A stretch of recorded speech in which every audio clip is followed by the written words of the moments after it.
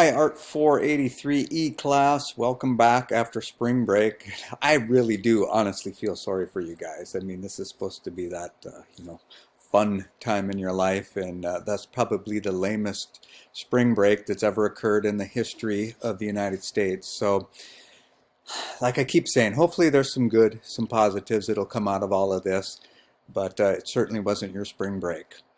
I just want to start out again with and this will be the last time I say this because it's due next week, but the 000 hosting, free, far from good. So make sure you have backup domains and everything that you need so that you can get that project turned in, because obviously a lower grade on a project affects your grade more so than a lower grade on a prep grade, because there's a lot more prep grades. So each project has a bigger impact. Okay, just a reminder that the two items that are due for today, April 10th, can be emailed or posted in the discussion. If you turn something in late, you should always email me. If it makes sense, just include it in the email. If it's something that really did need to be posted because it required feedback or something like that, then still post it, but also send me an email. That way I know there's something there waiting for me to grade. The website will be a live process check just like the last one, so all I need is your URL to accomplish that. The PDF or the video of the UX start for the mobile app, again, you can create a PDF that's less than 5 meg. This is all per the announcements. Or you can just create a video, upload it to YouTube or Vimeo, and send me the link.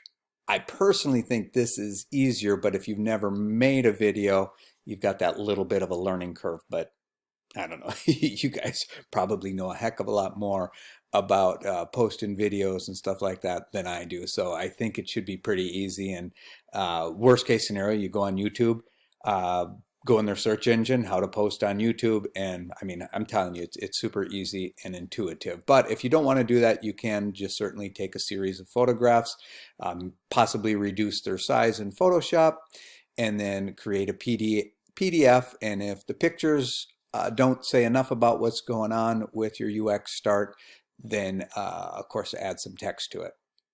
Okay, now I know I probably talked about most of that in last week's video, so I apologize for those of you who are really on top of it, taking good notes, and I will not be doing that in the future out of respect to you. So what that means is, here's my example. On today, April 10th, I'll talk about what is due on April 17th. I will not repeat that again on April 17th. So if you took really good notes, you're good. Even if you have to rewatch that video at 2x speed until I get to the part where I'm talking about what's due that day, so be it. But this way it'll keep you on, both of us on track better, I guess. Okay, so the first part of every weekly video will just be any updates that occurred for that week or any feedback I have to give you overall. And speaking of looking at the websites last week, mostly good. There were, just some issues, and most of you did say that, you didn't quite have everything resolved yet. But mostly alignment issues were the things that I was seeing, things that go back to just gridding, which, I know you would have learned about in your basic classes. So always keep that basic stuff in mind. That's usually the stuff that gets us, and I say us because I was guilty of it in my 400 level classes. Sometimes an instructor would look at something and go, well, there's no hierarchy, there's no grid. And you're like, damn, yeah, there isn't. You're right. Okay, I got to always keep the basics in mind.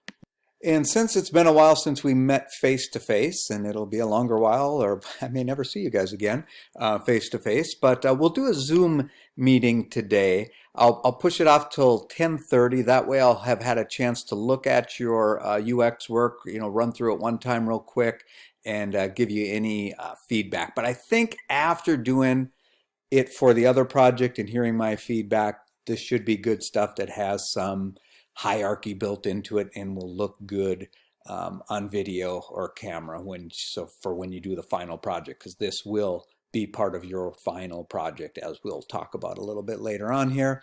Also in that Zoom meeting, you can ask me any questions, because by that time you will have seen the rest of the semester, which is coming up in this video.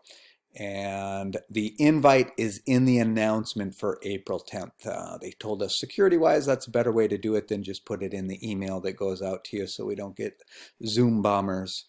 Okay, so yeah, let's first talk about next week. So the final website is due, the portfolio website. You will post this to the discussion for April 17th. And then you will do a critique similar to what we did last time, where you will reply to 2 students whom do not yet have 2 replies. So if someone already has 2 replies, move on, find someone who does not. And you will do a critique of their final website. So this is more of a formal critique. The critique must contain a positive, so such as your favorite thing about it, or which, yeah, that makes the most sense. And then the critique must contain a suggestion for improvement. Now, some of you lacked on that last time. This is not, we're not making friends with these critiques, but we do include a positive. But we're looking to say, or looking to put ourselves in the creative director role. That's super important if you want to move up through the chain, is you got to get used to being able to give people feedback in a nice way. So try as much as you can to sound like a seasoned creative director.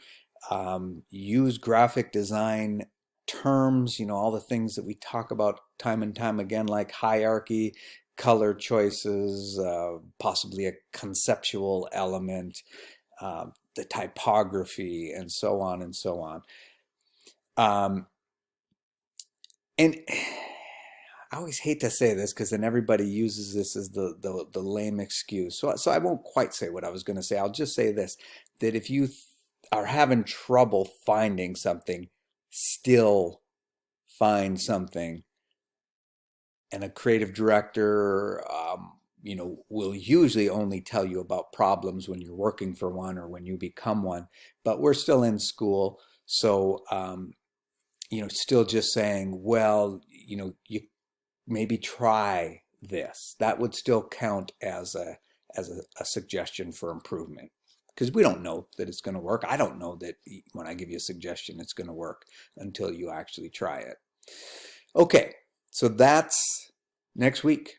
One thing only. Now we'll go on and we'll look at the rest of the semester. I think these dates are correct, but if they seem off, one, maybe tucked in here is off, then, let me know and I'll fix it. Okay, so subject to change, but not by a lot. This is what you should see your final days of class. On April 24th, the UX design project for the mobile app.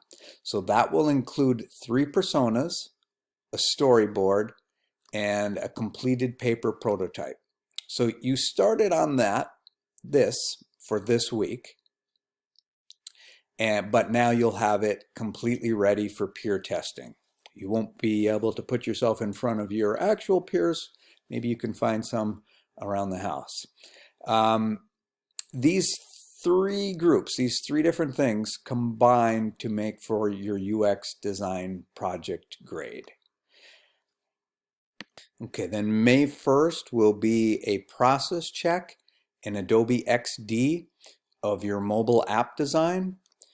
What you'll do is your 3 most important pages. So don't, do like a contact page, or, the fundamental, the 3 hardest things that you can envision in your mind, the 3 most diverse things you can envision in your mind that have to do with your mobile app. That is your smartest way to go, because if you get one part of it really well designed and then you introduce the thing that's a little bit different, and it totally throws off the design, you won't have as much work to do and go back and start over on that. So always put your 3 or 4 toughest things up against each other. Once you get those uniform, everything will just, cascade off of that.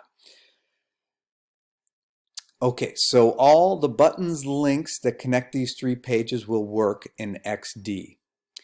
And you guys have access to LinkedIn Learning, and there are instructions on there for using Adobe XD. It's a very intuitive, straightforward program. This process check will serve as feedback on your ability to use XD, but also the overall look and logic of your app. So you'll need to be open to changes and improvements at that time for the following week, May 8th, which is the Adobe XD 100% finished for a project grade. You will turn in, and well, we'll talk about more about turn in, but it should roughly be that you just turn in your XD files to me. And then very similar to the website, although even if we were meeting in person, I wasn't going to have you print this one out anyway. And this one, you'll just lay out so that it fits inside that web area of 1600 pixels wide by 1200 or less pixels taller. Just read this, make sure that makes sense to you. I'll definitely answer any questions on that. But you don't have to tell me what your starting size was. So as long as it fits in that area and either touches the width of 1600 and is something less or exactly 12 tall, or touches 1200 tall and either hits 1600 exactly or is less than that, you'll be fine. One way to accomplish this, we'll go over that in more detail when we get closer to it. May 15th, your presentation of your entire mobile app design. So by that time, you will make a presentation of the whole thing. So basically what happens is everybody makes a standalone video narration of their XD prototype, and there are video instructions in LinkedIn Learning as part of the XD things. You can do it right inside of XD if that's how you choose to do it. Those will be about 25 to 60 seconds long and should be very concise. Thus some practice will be required. Record yourself once, listen to it, then do it again until it sounds nice, crisp, professional, but it's basically you taking us through your app into a video form. For this part of the final, everyone will, well, it won't be airdrop, I'll change that. You'll just email it to me probably. And then for part 2, you get to choose from either A or B. A is a link to a YouTube or a Vimeo video, 35 to 120 seconds long, that covers all the items listed below here under full presentation. Or B, you can do a designed web page full of images and explanation that covers all the items listed below under the full presentation. So in other words, you either get to make a video that goes along and includes this video, or you get to make this video and then make a web page. And it doesn't have to look like it belongs to any existing site, but since it's a web class, I just thought that would make the most sense. Now, just so you know, nobody did this last semester. Everybody, rose to the challenge and did the video. A lot of people thought they were going to do this and then just realized, well, I got to do a bunch of images, put them into a web page. Makes a heck of a lot more sense to do a video. Plus, I think for job hunting, what would a prospective employer rather do? Look through a web page that's kind of like looking through a PDF, or would they rather just click on a link and see you say, here's my mobile app, this is what it took for me to get here, here's my UX design, blah blah blah, and then here's the actual working app, and then them sitting there in less than 2 minutes they have the full story. Okay, so let me just run through real quick what the full presentation is. It starts with the UX, so you would say, here's my personas, my storyboard, and then you could have those taped or pinned up to a wall or laid out, somewhere, as close to professional looking as you can get in your home, and then show the storyboard, and then maybe if you can do this, show a user interacting with your paper prototype, and then you'll finish with taking the user through your mobile app. So basically what you did in step A. So that is your whole semester. Please let me know if you have any questions, and we'll go from there.